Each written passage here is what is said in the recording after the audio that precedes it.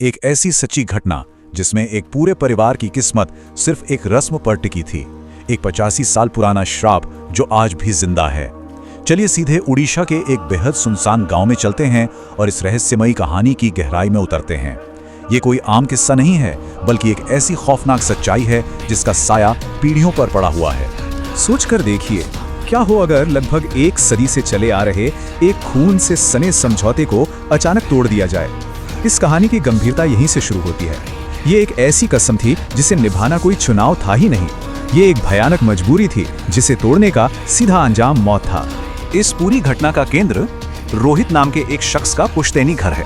ये अथागढ़ के पास है, लेकिन मेन हाईवे से करीब 25 किलोमीटर दूर घने जंगल के बीचों बीच।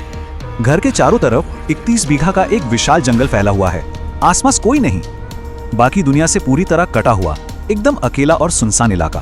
अब यहाँ एक नंबर बहुत अहम है, 17। सारी घटनाएं इस अंक के इर्द गिर्द घूमती हैं। नियम ये था कि परिवार के किसी भी बेटे की शादी के ठीक 17 साल बाद उन्हें वापस गांव आकर वहां के मंदिर में एक खास पूजा करनी होती थी। ये एक ऐसी शर्त थी जिसे कोई नजरअंदाज नहीं कर सकता था। लेकिन रस्म की सबसे अजीब और डरावनी शर्त अब सामने आती है।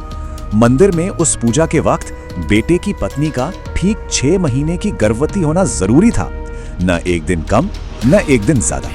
ये नियम सुनने में जितना अजीब लगता है, इसके पीछे का मकसद उतना ही खौफनाक है, जो आगे चलकर और साफ होगा।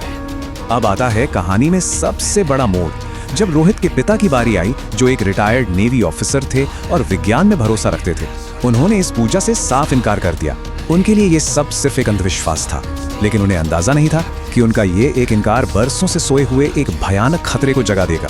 इनकार के कुछ ही दिन बाद अचानक दादाजी की मौत हो जाती है और परिवार को मजबूरन गांव आना पड़ता है। 13 दिन का शोक खत्म होता है। जैसे ही सब वापस लौटने के लिए गाड़ी निकालते हैं, पहिए के नीचे आकर एक बिल्ली मर जाती है। इसे एक भारी अपशकुन मानकर दादी परिवार को एक और रात रुकने पर मजबूर कर देती हैं। और सच मानिए, ये एक बहुत बड़ी भूल थी। यहाँ अंतिम संस्कार की एक बेहद खास परंपरा पर गौर करना होगा।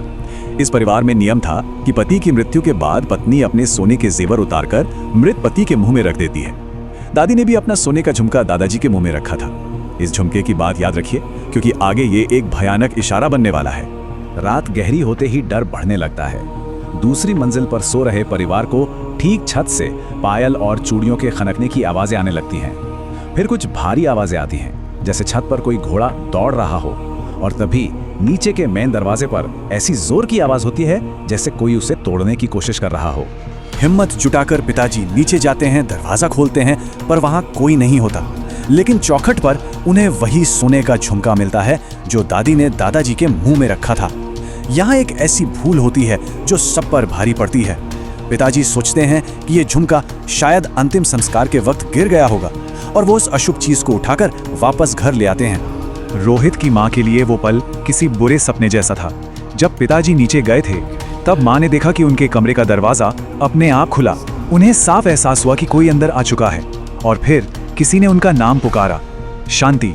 वो समझ चुकी थी कि जो कुछ भी बाहर घूम रहा था, अब वो ठीक उनके कमरे में मौजूद था। रात के करीब 3:30 बजे डर अपनी हद पर पहुंच गया। दादी के कमरे से दिल दहला देने वाली आवाजें आने लगी, जैसे किसी का गला घोंटा जा रहा हो, और बड़े बड़े दांतों से किसी चीज को चबाने की जोर जोर से आवाजें आने लगी। पास में सोरी चचेरी बहन की तो खौफ से हालत ही खराब हो गई।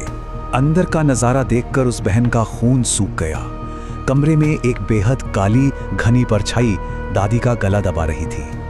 डर के मारे वो 1.5 घंटे तक मूर्ति की तरह वहीं जमी रही, बिना आवाज किए, बस उस काले साये को दादी की जान लेते हुए देखती रही।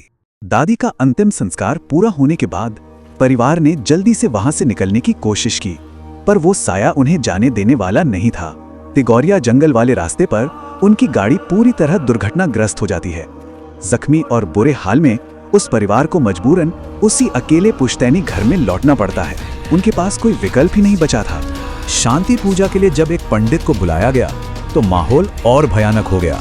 घर में घूमते हुए वो पंडित अचानक रुका और उसकी आवाज एकदम से बदल गई। उसने भारी आवाज में उड़िया भाषा में सीधी धमकी दी, तुमने मेरी पूजा नहीं की, मुझे सम्मान नहीं दिया, अब मैं इस पूरे परिवार को मिटा दूंगा। होश में आते ही पंडित बुरी तरह घबरा गया। उसने बताया कि ये पंचुका का समय चल रहा है, साल के वो अशुभ 5 दिन जब बुरी शक्तियां सबसे ज्यादा ताकतवर और खतरनाक होती हैं। ये शब्द बोलते ही उसने अपना थैला उठाया और तुरंत वहां से भाग खड़ा हुआ। रोहित के पिता उस खौफनाक माहौल में अकेले रह गए। घर का माहौल तनाव से भर चुका था। पिता का भाइयों के साथ झगड़ा होता है और वो गुस्से में आकर शराब पीने बाहर निकल जाते हैं। रक्षक के जाते ही दूसरी मंजिल पर अकेली माँ और बच्चों पर वो साया दोबारा हावी होने लगता है। अचानक दूसरी मंजिल की खिड़की के बाहर से जहां किसी इंसान का होना नामुमकिन है, पायल की मीठी पर डरा देने वाली आवाज आने लगती है। अब इस शक्ति ने उनके दिमाग के साथ एक भयानक खेल शुरू किया। मृत दादी की आवाज की बिल्कुल बाहु नकल करते हुए उस साय ने ठीक बाहर से पुकारा, शांति, दरवाजा खोल, क्या मुझे बाहर ही खड़ा रखेगी? पूरा परिवार डर के मारे बिस्तर पर जमा था, बस इंतजार कर रहा था कि किसी तरह ये आवाजें बंद हो। आवाजें रुकी तो जरूर, पर ठीक 15 मिनट बाद एक फोन आया जिसने सब तबाह कर दिया। विज्ञान को मानने वाले और परंपराओं का विरोध करने वाले पिता की एक पास की नदी में डूबने से मौत हो चुकी थी। ये खबर सुनते ही उस घर में सन्नाटा छा गया। एक भयानक और नामुमकिन लगने वाली चीज सच में आकर उन्हें खा रही थी। उसके बाद जब एक बहुत सिद्ध और पहुंचे हुए पुजारी को बुलाया गया तो आखिरकार इस रहस्य पर से पर्दा उठा। ये कोई भगवान का प्रकोप या आम भूत नहीं था, ये एक विशालकाय बेहद ताकतवर ब्रह्मा राक्षसा था। रोहित के पूर्वजों ने इस राक्षस को परिवार का मुखिया बनाकर बांध रखा था और अपनी सारी सफलता इसके हवाले कर दी थी। उस पुराने समझौते की शर्तें सुनकर रोंगटे खड़े हो जाते हैं। राक्षस को मुखिया बनाना, उस पर पूरी सफलता छोड़ देना और सबसे खौफनाक शर्त, हर 17 साल पर किसी गर्भवती बहू के 6 महीने के अजन्मे बच्चे की बलि देना। हाँ, यही वजह थी कि उस शांति पूजा के लिए रोहित की मां का ठीक 6 महीने की गर्भवती होना अनिवार्य था। और तब समझ आया कि उस आत्मा ने दादी को बेरहमी से क्यों मारा था। दादी इस अजन्मे बच्चे के बलिदान वाली खौफनाक शर्त जानती थी, पर उन्होंने अपने बेटे से ये बात छुपाई थी। उनकी चुप्पी के नतीजे में परिवार पूजा के लिए नहीं गया। उसी धोखे के गुस्से में उस भयानक ब्रह्म राक्षसा ने दादी की जान ले ली थी। आज के समय में रोहित के परिवार ने अपनी जान बचाने के लिए कई सख्त उपाय किए हैं। वहां एक पुजारी को लगातार शांति पूजा करने के लिए रखा गया है। एक बड़े तांत्रिक ने उस पूरे 31 बीघा के जंगल को सुरक्षा मंत्रों से बांधकर लॉक कर दिया है। अब कोई शारीरिक हमला नहीं होता, लेकिन हाँ, उस राक्षस की मौजूदगी का एहसास वहां आज भी साफ होता है। तो मंत्रों के घेरे में परिवार फिलहाल सुरक्षित जरूर है, पर यह कहानी एक बेचैन करने वाला सवाल पीछे छोड़ जाती है।